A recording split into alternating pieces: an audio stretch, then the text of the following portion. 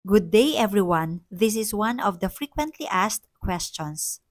Totoo ba na ang pagkain ng mga oily or fatty foods ay dahilan ng gallstone formation?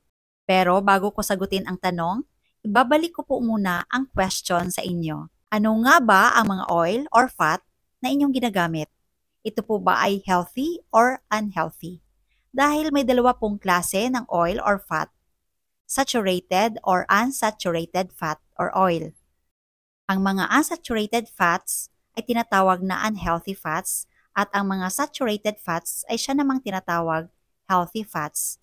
Ang mga example ng mga unhealthy fats or oil are vegetable oil, canola oil, and many kinds of seed oils.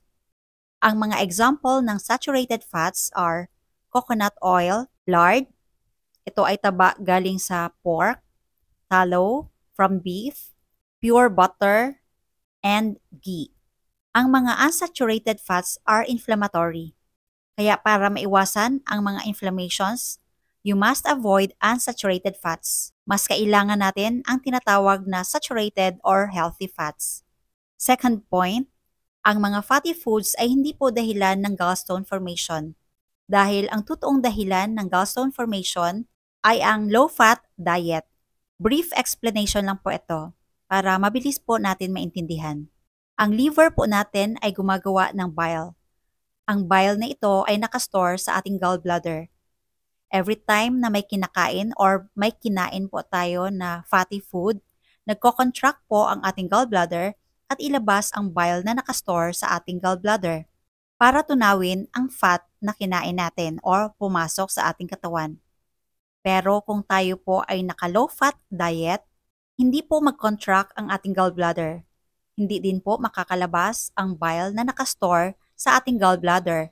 In the long run na hindi po ginagamit ang bile na nakastore sa ating gallbladder, ito po ay lalong magiging concentrated hanggang sa ito ay magbuo-buo. At yun na ang tinatawag na gallbladder stone. Kaya para maiwasan ang gallbladder stone formation, iwasan ang low-fat diet. Focus sa eggs, seafood, and meat. At syempre, gumamit ng saturated fats or oils. Laging tandaan, keep hydrated. Stay low-carb, happy, healthy, and fit everyone.